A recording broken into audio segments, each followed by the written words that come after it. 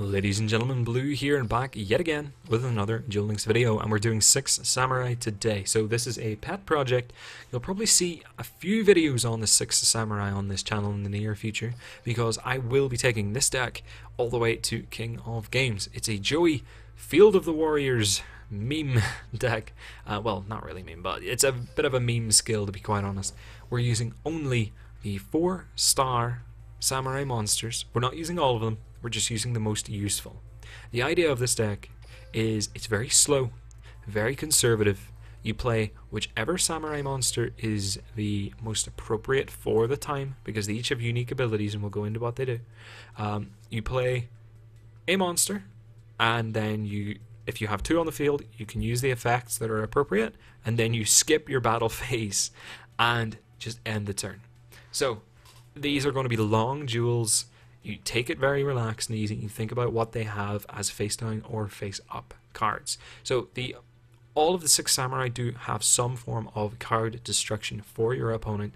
A quick change to this deck: I actually took out the 3rd Zanji and instead added a 3rd Yaichi, because I found being able to pop back row that is face down to be more important in the current meta than having another way to destroy monsters, because as you can see, the back row on this deck is insanely relevant for monster destruction and for stopping your opponent from actually hitting and destroying your monsters in a fair fight, because you want to always summon your monsters, so your relatively low attack monsters are going to be in face-up attack position all the time. This is why I'm actually using Field of the Warriors, because I want them to be over whatever they're going to be matching as much as possible, so that I don't have to waste my back row cards protecting them from something unimportant. Now, what do I mean unimportant? For example, I have Camon in here. It's 1500 attack. Its ability is that it destroys face-up spell or trap cards on your opponent's side of the field. 1500 is low in this current meta, because every 4-star monster is either an 1800 attacker, 1900 attacker, or Sergeant Electro, which can still swing over you. You've got very few low monsters. You've got like the Searchers for Cyber Angels, but if you're fighting against those and they're swinging into you with those things, then something's going really wrong in that matchup. So the idea is that if you can get any of your monsters up at all, you don't have to waste quite as many of your back row on protecting your monsters from your opponent's small monsters. Instead, you want them to commit to larger monsters that have to swing over yours. So they have to have something bigger than a 4-star monster in order to get over your 2000 Zanji or your 1900, what is it, Iroh? I think that's the name.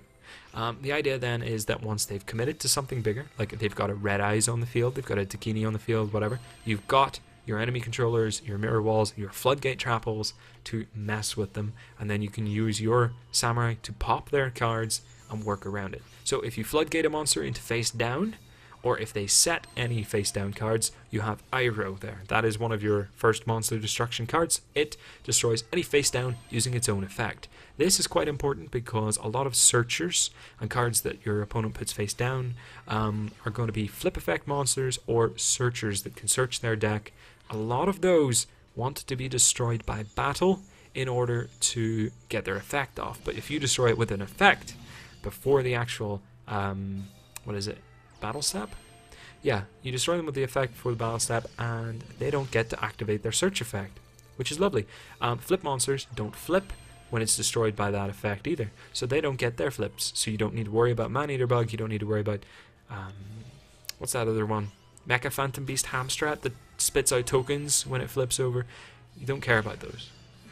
Next up we have Zanji. Now this thing is your suicide into something else monster. It's got 2000 attack under the fields of the warriors. You attack into something bigger than you if you've got 2 different samurai on the field. Then when it asks you, do you want to destroy a different samurai instead of Zanji, you click no. Zanji will be sent to the graveyard, its ability will activate, and it will also take out whatever it attacked into. So you get a 1-for-1 trade against something bigger, or more important, on their side of the field. After all, it's just a 4-star monster for you, and that's its whole purpose. It's there to suicide into other things. We have, let me think, Hand of the Sixth Samurai. That is your tribute 1 monster in order to blow up 1 monster on their side of the field. It can be face up or face down, and it's a very useful card for you to use, especially in the matchups against burn decks, because you can pop monsters on their side of the field by tributing off a lava golem, for example, on your side, or by tributing off a massive morphed Sixth Samurai which isn't able to attack directly. You can tribute off something that's been hit with Floodgate Trap Hole. Let me think. You can use it multiple times per turn too. So if somehow you've got 3 samurai on the board and your opponent puts out, I don't know, something huge, and they've got a couple of them out, if they've got 2 red eyes zombies on the field or whatever, you can pop 2 of your samurai in order to do it. The correct way to go about this is to say use the other samurai's effects first, then use your Hand of the Sixth Samurai. So use Zanji to pop a face down, Kamon to pop a face up, then use Hand of the Sixth Samurai to pop both of those monsters. Then you destroy 2 opponent monsters. So far you've removed 4 cards from your opponent's board, and you've lost 2 cards. So there's some pretty interesting plays there. In general, you do not attack if your opponent has any back row whatsoever. You wait, you use your back row in order to destroy any monster he dare attack you with. Then you use the correct Sixth Samurai to blow up the back row that he's got, based on whatever's relevant. And then you simply wait till they run out of cards. You can bleed resources out of them because they have to commit a lot in order to actually get over you. And eventually, you'll just keep blowing up back row, blowing up monsters using your own effects. And it's pretty simple and straightforward that way. Let me think here. Yaichi is great for popping back row. Common things that end up getting popped against you though is Massive Morph is used a lot, Enemy Controller, they can be chained, and things like Red Eye Spirit can be chained as well, of course, but being able to trigger them when your opponent doesn't want them triggered is the same reason why people run things like Sergeant Electro, and you're actually able to destroy it, not just pin the damn thing. So you don't need to worry about Yaichi being destroyed or used as a tribute for Econ Take or for Hand of the Sixth Samurai. That's quite often the play that I'll go for, is I'll use his ability. Obviously he's not able to attack that turn, but I don't care about the 1300 attack. I care about using his ability to destroy back row cards, then tributing him for a monster destruction off of the Hand of the Sixth Samurai, or to Econ Take instead.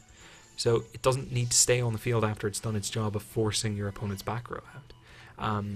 Kamon works really, really well against burn decks by removing Mask of the Accursed, by removing continuous trap monsters. It removes Toon World. It can target Toon Kingdom every turn. I haven't seen a lot of Toons recently, but the ability to just continually target Toon World and Toon Kingdom every single turn, it's nice because not a lot of decks have, you know, every turn free monster removal, and it doesn't take a card to use. You know, you can use it every single turn. So the idea is, if your opponent is if your opponent doesn't have the ability to attack into your weak little samurai because of all of this freaking back row, then they get to use their abilities all the time. You just don't risk them yourself by actually attacking. So you'll watch here how Hand of the Sixth Samurai basically cleans up the deck, and you'll probably see me back here with more Sixth Samurai goodness. Once I get to Legend 3, I'll probably record the entire climb into King of Games. So that's me. Enjoy. I'll see you later. Bye-bye.